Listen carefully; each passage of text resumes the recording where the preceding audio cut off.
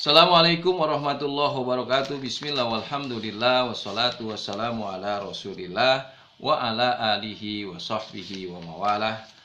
Nawaitu ta'alluma wa ta'lim wa tuzakkira wa tazkir wa naf'a wal intifa'a wal ifadata wal istifadah wal hassa ala tamasuki bi kitabillahi wa sunnati rasuli wa da'a ilal huda wa dalalata alal khair ibtigha'a mardatihi wa sawabihi wa qurbihi. Amin ya rabbal alamin.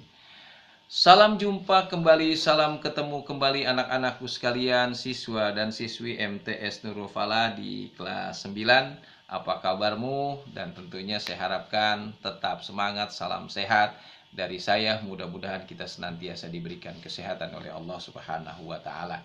Nah, pada pelajaran pertemuan fikih kali ini tentunya kita coba mereview kembali pembahasan tentang penyembelihan binatang. Mungkin pada pertemuan yang lalu kita sudah bahas secara garis besar, tapi kita coba ulas lagi di halaman 4 dan seterusnya tentang penyembelihan binatang.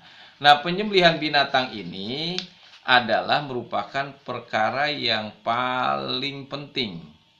Kenapa? Karena menyangkut halal tidaknya daging yang akan kita makan. Kalau salah kita menyembelihnya, bisa jadi ya hewannya asalnya halal untuk dimakan, tapi karena cara menyembelihnya yang tidak sesuai, maka menjadi haram. Nah, apabila kita menyembelih binatang dengan cara yang salah, ya tidak sesuai dengan syariat Islam, maka dagingnya jadi haram. Nah, pengertian penyembelihan itu menurut bahasa, penyembelihan itu artinya memotong untuk menghilangkan nyawa. Kita potong untuk menghilangkan nyawa. Sedangkan menurut istilah, penyembelihan binatang itu menghilangkan nyawa binatang yang halal yang dimakan dengan menggunakan alat penyembelihan yang tajam. Harus digarisbawahi, menggunakan alat penyembelihan yang tajam. Apa contohnya? Pisau, parang, golok, ya, agar halal dimakan menurut syariat Islam. Nah, dari pengertian di atas, kita dapat memahami bahwa penyembelihan binatang tidak sama dengan mematikan atau membunuh binatang. Yang termasuk mematikan atau membunuh, misalnya apa? Dipukul, dicekek, disabet dengan senjata tajam, itu tidak termasuk kategori penyembelihan. Ya. Kemudian syarat binatang yang disembelih, pertama, binatang tersebut harus halal. Halal apa? Zatnya binatang itu memang halal. Kalau binatang yang dipotongnya babi atau anjing, walaupun berdasarkan syariat Islam, karena memang hewan itu haram, maka tentunya haram juga untuk dimakan. Kemudian binatang tersebut masih dalam keadaan hidup. Jadi binatang yang disembelih memang benar-benar masih dalam keadaan hidup. Kalau binatang yang disembelih dalam keadaan mati, berarti sama saja kita makan bangke. Itu. Kemudian syarat alat untuk menyembelih, satu, alat menyembelihnya harus tajam, pisaunya, goloknya harus tajam, sehingga tidak menyakiti binatang. Kemudian tidak tumpul dan tidak runcing dengan ukuran standar. Kemudian terbuat dari besi, baja, atau sejenisnya. Dan yang keempat, bukan gigi, tulang, atau kuku. Nah, ada hadis Rasulullah, ma'an harodama wa dzukirasmullahu alaihi faqul laisa sidna wa dzufra wa sa'ukhbirukum anhu amma sinu fa'azmu wa amma zufru famudul hasbu. Apa saja dapat mengalirkan darah dan disebut nama Allah, maka boleh kamu makan. Bukan gigi dan bukan kuku, dan aku akan beritahukan kepada kalian tentangnya. Adapun gigi itu adalah tulang, sedangkan kuku itu adalah senjatanya orang Habsyi. Makanya kita tidak boleh menyembelih, memotong menggunakan kuku dan gigi. Syarat menyembelih binatang, tidak semua orang menyembelih binatang itu bisa menyembelih. Pertama, yang menyembelih itu harus beragama Islam atau ahlu kitab. Ada dalilnya, surat Al-Maidah ayat 5, al-yauma uhilla lakumut thayyibat wa ta'amul ladzina utul kitaba hillul lakum wa ta'amukum hillul lahum. Nah, itu dalilnya. Jadi harus orang Islam, ya, atau ahlu kitab. Yang kedua, menyebut asma Allah.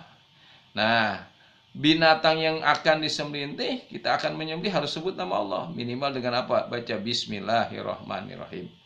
Sebab innama harrama alaikumul mayyitata wa dama wa lahmal khinzir wa ma uhilla bihi ligairillah. Ya. Kemudian yang menyembelih harus berakal sehat, nggak gila, nggak sinting gila miring, harus sehat, tidak dalam keadaan mabuk, tidak dalam keadaan gila, ya. Nah, kemudian yang keempat sudah mumayyiz, boleh tidak balik tapi sudah mumayyiz, mengerti cara menyembelih. Kemudian cara penyembelihannya, pertama kalau kita menyembelih secara tradisional nih, siapin lubangnya. Seperti kemarin kamu sudah lihat menyembelih binatang ketika Idul Adha, lubangnya disiapkan. Ini kalau tradisional. Kedua, menyiapkan peralatan yang digunakan untuk misalnya pisaunya harus tajam. Kemudian binatang yang disembelih diarahkan ke kelibat, lambung kiri berada di bawah. Ya, dibopong, ya, lambung kiri di bawah. Layar binatang yang akan disembelih letakkan persis di atas lubang itu. Kemudian kaki binatang dipegang kuat-kuat atau bila perlu diikat dan kepala ke bawah sehingga tanduknya menancap ke tanah. Yang keenam, sebelum menyembelih mengucapkan apa? Bismillah. Nah, gitu. Nah, itu cara penyembelihan secara tradisional. Ada penyembelihan dengan secara modern, mekanik. Ya, seperti di RPH, rumah pemotongan hewan. Pertama, persiapkan peralatan untuk menyembelih. Binatang dimasukkan ke ruangan tertentu yang sudah dipenuhi gas sampai binatang tersebut tak sadarkan diri. Sebelum mulai penyembelihan mengucapkan bismillah. Nah, itu ya.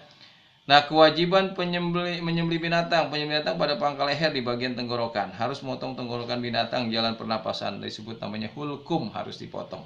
Harus motong kerongkongan, jalan pernapasan, al-muri namanya. Harus motong 2 buah urat nadi kanan dan kiri. Yang kelima, harus menyebut nama Allah, tidak menyertakan sesuatu yang lain. Sunnah ketika menyembelih apa? Membaca sholawat atas Nabi, menajamkan penyembelihan, menghadap kiblat, memotong 2 buah urat nadi, meletakkan tusuk kiri. Nah, ketika menyembelih ada hal-hal yang dimakruhkan. Ya, ada hal-hal yang dimakruhkan apa? Motong leher binatang, menggunakan alat yang tumpul, terlebih dahulu memukul, dan hanya motong bagian tenggorokan, itu makruh. Itulah pertemuan kita kali ini. Sampai berjumpa pada pertemuan selanjutnya. Salam sehat. Assalamualaikum warahmatullahi wabarakatuh.